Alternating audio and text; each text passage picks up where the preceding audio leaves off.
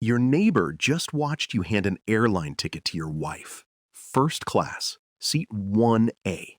She hugged you. You paid $0.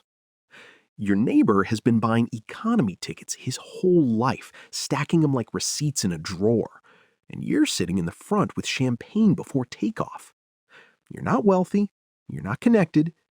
You just know something he doesn't. And the worst part? He knows you just figured it out after retiring from American.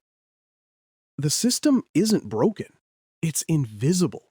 And he's been standing outside it the entire time. Here's what most civilians don't understand about airline employee travel privileges.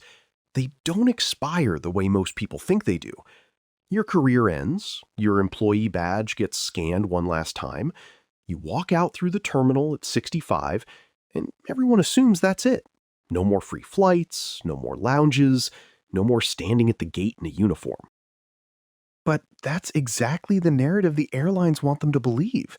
Because if civilians understood what retirees actually held in their hands, the entire revenue model of standby travel for everyone would collapse. When you retire from a major carrier, American, Delta, United, you don't lose your non-revenue travel privileges. You transform them somewhat. You move into a category called retiree pass rider. The pass itself costs almost nothing to issue. The airline's liability is already priced into their actuarial tables. What changes is your access to a specific truth. You can continue to fly, albeit at a lower pass riding seniority in certain cases, with family members, companions, and guests under a pass system that operates on a fundamentally different pricing tier than the public sees, especially when it comes to standby upgrades. The airlines have already built several passenger levels into their revenue forecast, even within the same cabin. 2 coach passengers can be sitting in the same economy section, but the one who paid more gets the free checked bag and the aisle seat, while the one who paid less pays for the bag and gets stuck in a middle, because a higher fare class outranks a lower one, even in the same cabin. Paying standby passengers sit inside that same hierarchy. Premium seating works the same way, and airlines often use it as an upgrade perk to reward the higher tiers. You, as a retiree, have access to a boarding priority system that nobody explains in the employee handbook, because the handbook was written for corporate executives, and it changes only a little after retirement. That $20 figure you heard non-revs pay isn't a ticket price. It's the tax on an international segment. Domestic tickets carry airport taxes too, but those taxes are calculated as a percentage of the fare. So on a $0 non-rev fare, the tax comes out to $0. It's not that retirees are exempt, there's just nothing to tax. International segments work differently. Those taxes are fixed by departure airport and country, not tied to the fare price at all. So retirees still owe them even when the seat itself is free. So when you, as a retiree, book yourself and your wife on a cross-country flight to visit your grandkids, you pay $0 per person. That's it. The seat is non-revenue. The system absorbs it as operational inventory. But here's where it gets complicated, and where retirees need to pay attention. Most retired employees don't use their passes. They don't understand the priority system, that it's not a pass, but a series of passes. The rookie retiree lists themselves whenever convenient. They show up at the airport with their retired ID, and they treat their pass like a lottery ticket, hoping to make the flight, expecting disappointment. They never learn the system. They never pull their family and friends aside. They never explain the pass and class rankings. They never walk them through the boarding order. They certainly never explain that a retiree, by being first during the listing window, can put themselves ahead of other retirees and even active employees when using the proper pass. They just accept whatever seat they're offered. And if it's a middle seat in economy, they feel grateful. Meanwhile, the airlines are tracking something else: utilization rates. Retirees who actually use their passes represent a data point, a signal of pass value. Retirees who don't use their passes represent a sunk cost that never materializes. So you would think the system is partially designed to reward actual usage. It is not. And this is where the psychology shifts. The algorithm cares less about how much a retiree books or flies. What it has done is reward loyalty by upgrading revenue passengers to those 8 to 12% of no-show seats, not the pass rider.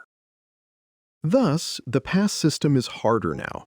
It only works for a retiree if they fully understand its quirks. The more retirees who actively use their privileges, the more the airlines must adjust their models. It's already happened with some carriers.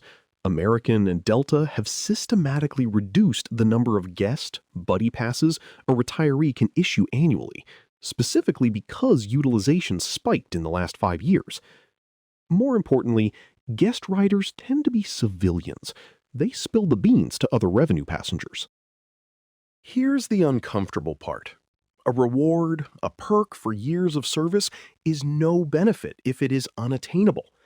Non-revs who are never able to get on flights or upgrade no longer view the process as a benefit. The airlines understand this as well. American has raised the number of vacation passes, the highest space available travel status pass, for retirees to equal those of active employees. It has upgraded the number of everyday passes, the next highest level, to unlimited for retirees, albeit below the status of an everyday pass for an active employee. It has changed class status for booking too. The non-rev can now book economy as well as business or first class on flights without ever going to the airport.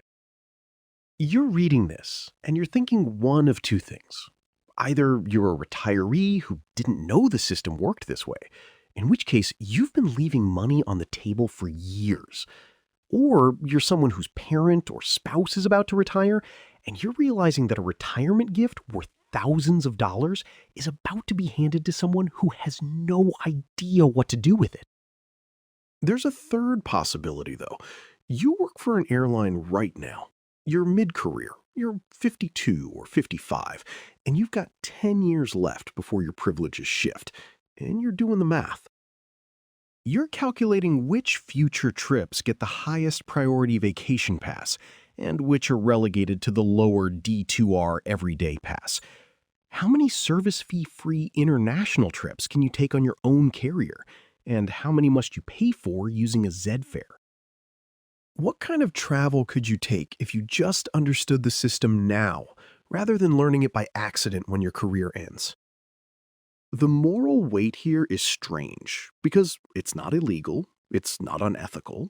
The airlines have written these rules, they've published them. The privileges are real, but they're also invisible by design. What happens when you tell someone who's been paying $400 for a coach seat that you've been getting first class for free? You create resentment. You also create a dividing line between people who knew and people who didn't. You're not just describing a benefit, you're describing a knowledge class, and the person you're telling realizes they've been on the wrong side of it. The non-rev pass system works because it exploits a paradox. The more valuable the privilege becomes, the more it must remain hidden. The moment it becomes public, the moment premium passengers understand it collectively, the system collapses. The airlines are aware of this. They bank on the fact that most retirees will never fully explain what they own, even to buddies. They count on silence. It's in the policy. So here's the question that nobody wants to ask. When you retire and you realize you can take your grandchildren anywhere for a small service fee and the cost of taxes, are you obligated to share the information? Or does keeping it quiet make the next decade of travel possible? If everyone knew, the system dies. So by speaking, do you kill something beautiful for everyone who comes after you?